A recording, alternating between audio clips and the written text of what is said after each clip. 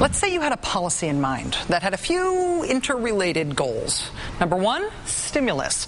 Get cash money into the hands of Americans who will definitely spend it, buying stuff that'll keep businesses humming, that'll keep more people employed, which will give those employees more money to spend, which ultimately means our horrific recession doesn't become a horrific depression. That's one goal, stimulus. Second goal, inspire demand specifically in the car industry, which the American government has decided to try to save because of the millions of American jobs that depend on that industry and because of how inconceivable it is that America would no longer have the national capacity to make cars. So first goal, stimulus. Second goal, help the car industry. Third goal, reduce the amount of gas that we guzzle and the emissions we pollute our own country with by helping Americans switch to cleaner, more efficient, newer cars. All these interrelated goals, these three, are the thinking behind Cash for Clunkers. You trade in your old car that doesn't get great mileage, and because of all those goals, stimulus, helping the car industry, and cleaning up the joint, the government gives you, in exchange for your clunker, a big fat $3,500 or $4,500 check toward buying or leasing a new car. It's a simple program, a totally cogent policy idea. The only question was, would it work? Would Americans take advantage of it? The answer to that question is a technical policy term, which is, who boy doggy did it work? The program only made it about a week before it ran out of money because so many people took advantage of it. By Saturday, more than 85,000 car transactions had already been registered, with dealers saying they just hadn't been able to get to the paperwork yet on perhaps hundreds of thousands more. Americans are apparently loving this program. Car dealerships are mobbed for the first time in years. Ford says their sales are up this month over the same month last year, and that's the first time they've been able to say that since 2007. The average fuel economy of the clunkers being traded in, it's about 16 miles per gallon. The average fuel economy for the new cars being sold back to people is 9 miles per gallon higher than that, which means it's going to have a big impact on the amount of gas we use as a country. In other words, this is a hit. This is a huge success. It's stimulating the economy, helping the car industry, cleaning up the joint. People love it.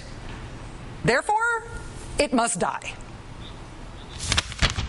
This is crazy to try to rush this thing through again while they're trying to rush through health care. We've got to slow this thing down.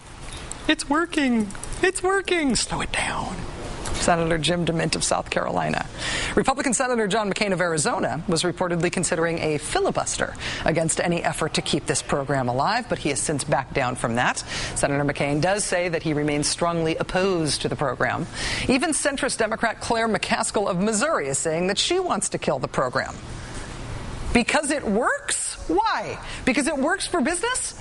Because it works for the economy generally? Because it works for the environment? And because people love it? So therefore, we must make sure we kill it? Joining us now is Democratic Senator Sherrod Brown of Ohio. Senator Brown, it's really nice to see you. Thanks for coming back on the show. Thanks. Am I right that Cash for Clunkers is working as intended? Yeah, it's not quite. It's actually working better than intended.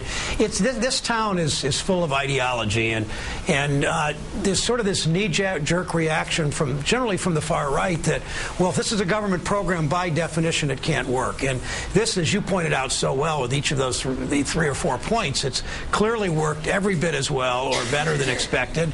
It works for jobs. It works for creating demand. It works for the environment. It works to put people back to work. It's in some sense, it's the best stimulus that we've seen. The money goes out in people's pockets. It's spent. It's back into the community, exactly what we want to create demand in the auto industry. Well, Republicans in Congress on the issue of stimulus, they have been critical of the economic stimulus efforts thus far, in part by saying that things weren't happening fast enough. Now, we just heard that argument from Senator DeMint saying we need to slow this Cash for Clunkers program down. We just need to, he's not even necessarily arguing that it isn't working. He's just saying it should work more slowly. We should make it take a break. What's your take on this issue of timing and his argument there? Well, it goes back to what I said at the beginning. I think, Rachel, it's a question question of ideology, and they don't like the public option health care because, well, it's a government program. They didn't like Medicare. If we had waited for bipartisanship and Medicare, we never would have had Medicare. They don't like a government program, whether it works or it doesn't.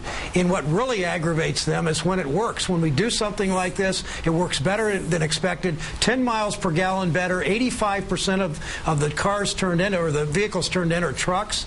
Only 40% of the new vehicles are trucks, much higher mileage ones. But so we're seeing success all the way up and down in this, for the environment, for getting money in people's pockets, for helping dealers, for helping the largest industry in America, the auto component manufacturers. It's the largest industry we have. And if we're going to get out of this recession more quickly, we need to stimulate the auto industry and all the auto suppliers and the dealerships in every community in America, because we know recessions, typically the auto industry leads us out of a recession, and that's why this program is working. So why the effectiveness of this program is so good for the economy.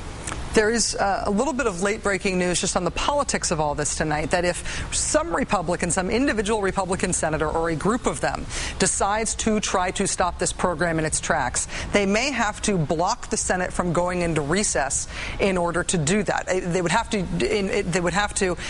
delay the recess if they wanted to stop the program, which means they'd be taking a big public political stand on this issue. Would that be an opportunity for the Democrats and Republicans to have a great ideological debate about whether or not the government should actually try to be good at doing stuff, or whether the government shouldn't do anything at all, which is, I think, what the conservatives are arguing here?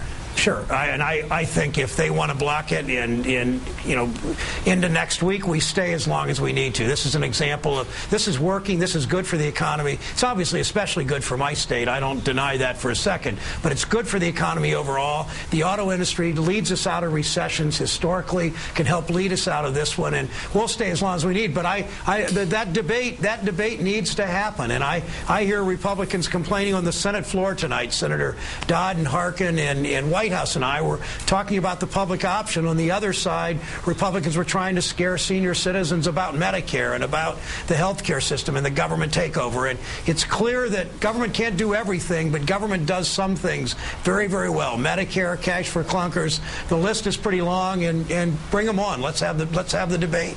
Let's have the discussion. Senator Sherrod Brown of Ohio, thanks very much for your time tonight, sir. Thank you, Rachel.